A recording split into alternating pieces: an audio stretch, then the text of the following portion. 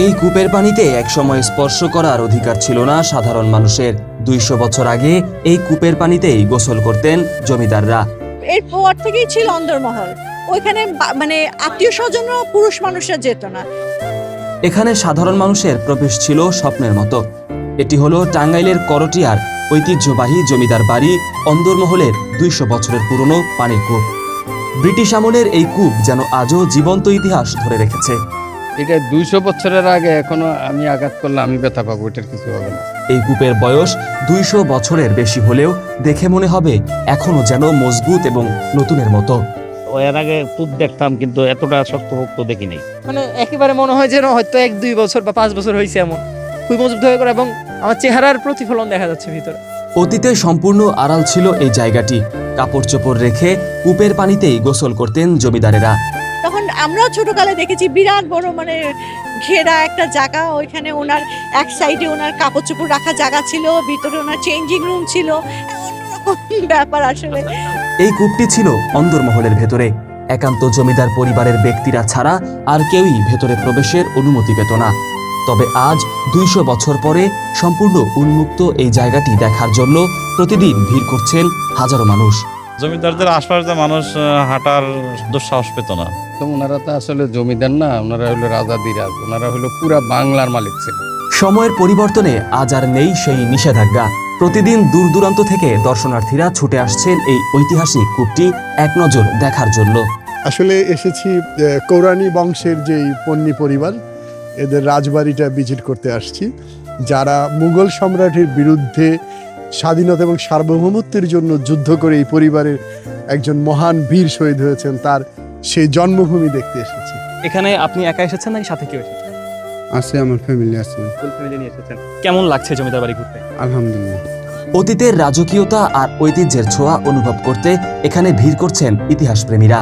আমার মনে হয় এই রাজবাড়ি যখনই প্রতিষ্ঠিত হয়েছে তখনকার সমসাময়িক এই কুয়াটা হবে, কারণ এর পানির লেভেল এবং এর স্বচ্ছতা, আমি নিজেও পানি তুলেছি।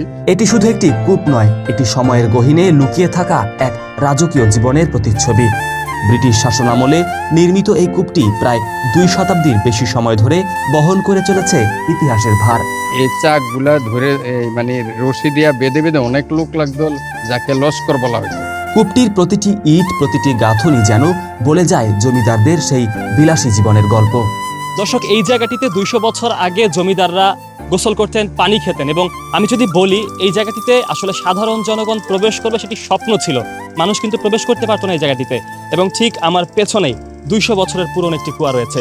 2 শতাব্দী আগে অর্থাৎ ব্রিটিশ আমলে নির্মাণ করা হয়েছিল এই কুয়াটা। আমি যদি বলি যে এখন পর্যন্ত কিন্তু বেশ মজবুত এবং বেশ শক্তপোক্ত, এবং এখন পর্যন্ত আজকে আমি দেখতে পাচ্ছি যে ভেতরে কিন্তু পানি রয়েছে। যেমনটা কথা বলেছি আসলে যারা কিনা জমিদারদের বর্তমান বংশধর রয়েছে তাদের সাথে কথা বলে যেমনটা জেনেছি যে এটি কিন্তু আসলে আজকে দীর্ঘ 200 বছর পরে খোলা হয়েছে। এবং একটু যদি দেখানোর চেষ্টা করি, আপনারা একটু সামনে আসবেন, যে আজকে কিন্তু পানি তোলা হয়েছে এবং এখন পর্যন্ত স্বচ্ছ পানি এখানে। আমি যদি দেখানোর চেষ্টা করি আপনাদেরকে যে কিছুক্ষণ আগে পানি তোলা হয়েছে এবং স্বচ্ছ পানি। এবং সব থেকে অবাক করার যে বিষয় সেটি হলো 200 বছর আগে নির্মিত এই কুয়াটি আসলে আজকে আসলে দর্শনার্থীরা আসছে। আমি যদি বলি আজকে ঈদের ঠিক 3য় দিন, এবং একটু আমি দেখানোর চেষ্টা করি, এদিকে আসবেন। এখানে লেখা রয়েছে যে 200 বছর আগে অর্থাৎ 2 শতাব্দী আগে এই কূপটি নির্মাণ করা হয়, এবং 200 বছর আগের পুরনো এই কূপটি কিন্তু দেখার জন্য মানুষ আসছেন। সব থেকে মজার যে ব্যাপার সেটি হলো যে ঈদের ঠিক 3টি দিন, এবছর ঈদের ঠিক 3টি দিন একদম জনসাধারণ বা দর্শনার্থীদের জন্য উন্মুক্ত করে দেওয়া হয়েছিল এই জমিদার বাড়ি। এবং জমিদার বাড়ির যে বিশেষ যে ঐতিহ্যবাহী যে স্থাপনাগুলো রয়েছে বা ঐতিহ্যবাহী যে জিনিসপত্রগুলো রয়েছে ঠিক সেগুলো কিন্তু মানুষ দেখছিল। তবে সব থেকে অবাক আজকে যে লাগছে যে 200 বছর আগের এই কুয়াটি দেখে, যে এই জায়গাটিতে একটা সময় ব্রিটিশ যারা ছিল ব্রিটিশ আমলে যে নির্মাণ করা কুয়াটি রয়েছে, এই জায়গাটিতে কিন্তু জমিদাররা আসতেন, জমিদাররা গোসল করতেন, পানি খেতেন এবং এখান থেকে কিন্তু অজু করতেন। তবে বাহিরে অর্থাৎ বাসার বাহিরে বেশ কিছু মানুষের সাথে কথা বলে যেমনটা জেনেছি যে জমিদার বাড়ি থেকে মানুষ যখন অতিক্রম করতেন সড়কটি, তখন তারা আসলে জুতো খুলে জুতো হাতে নিয়ে এই পথ অতিক্রম করতেন। তাহলে বুঝতেই পারছেন কতটা সম্মান করতেন এবং কতটা শ্রদ্ধা করতেন জমিদারদেরকে। দর্শক, আমরা আজকে কথা বলবো বেশ কিছু মানুষের সাথে যারা কিনা বর্তমানে জমিদার বাড়ির দায়িত্বে রয়েছেন বা জমিদার বাড়িতে থাকেন, তাদের সাথে কথা বলবো। পাশাপাশি যারা কিনা আজকে এই কূপটি দেখতে আসছেন তাদের সাথে কথা বলবো। সঙ্গে থাকবেন। আসলে এসেছি কৌরানী বংশের যেই পন্নী পরিবার, এদের রাজবাড়িটা ভিজিট করতে আসছি, যারা মুঘল সম্রাটের বিরুদ্ধে স্বাধীনতা এবং সার্বভৌমত্বের জন্য যুদ্ধ করে এই পরিবারের একজন মহান বীর শহীদ হয়েছেন, তার সেই জন্মভূমি দেখতে এসেছি। আসলে আমি অনেকগুলো জমিদার বাড়ি বা অনেক বড় বড় স্থাপনা দেখতে গিয়েছি। আসলে কূপটির বয়স এখানে 200 বছর লিখলেও আসলে এটা আরও অনেক পুরাতন হবে। কারণ কেন, আমি এই কুয়ার গভীরতাটা যাচাই করেছি আর কি, পানির যে লেভেলটা, এই লেভেলটা আমি দেখেছি।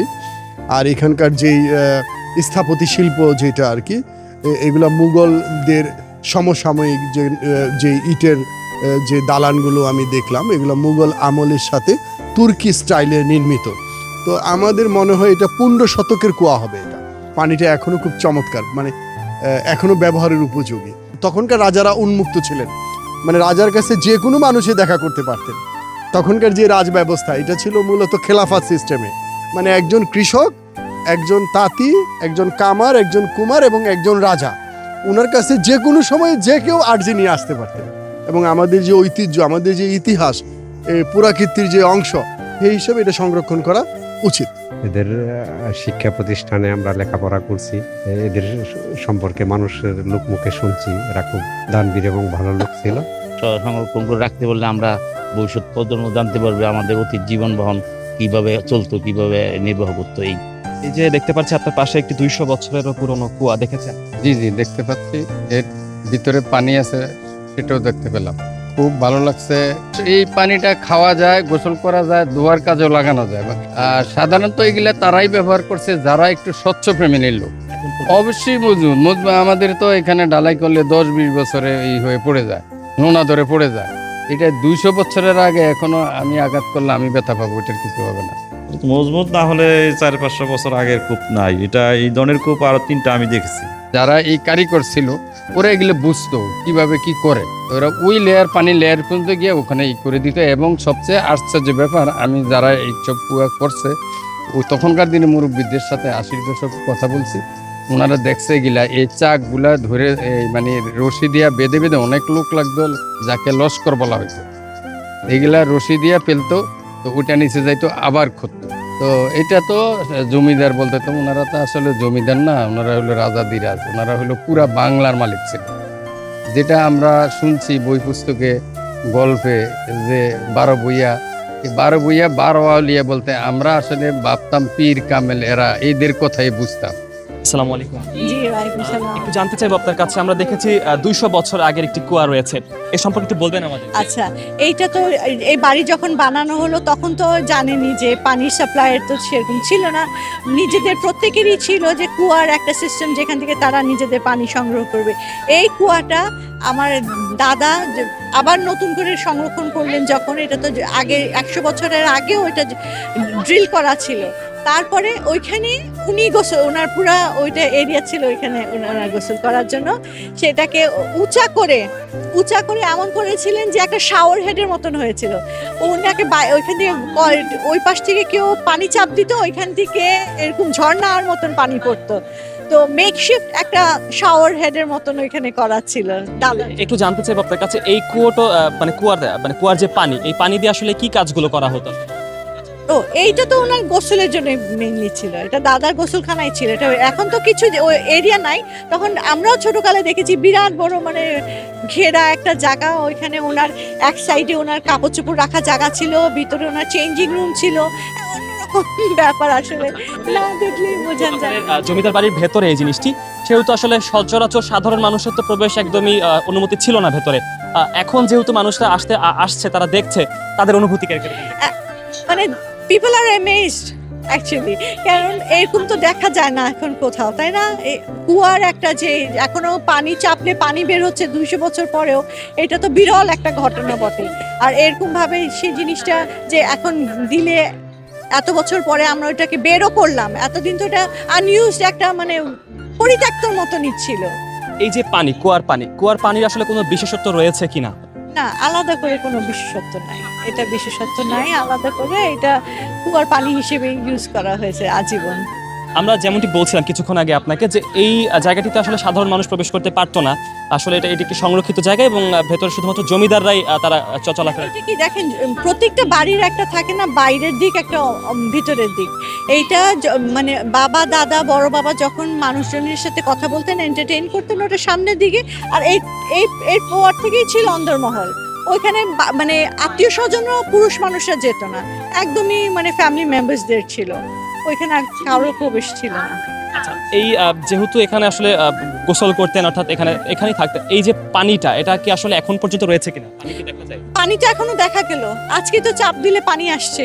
200 বছর পর এখনো পানি দেখা জি যাচ্ছে। জি, কারণ এত বছর পরিত্যক্ত ছিল ঠিক, কিন্তু পরিত্যক্ত ছিল about 30-35 ইয়ার্স, এর চেয়ে বেশি না, এর চেয়ে বেশি না। তার পানিটা কি স্বচ্ছ কিনা? পানি এখনো স্বচ্ছ, জি জি।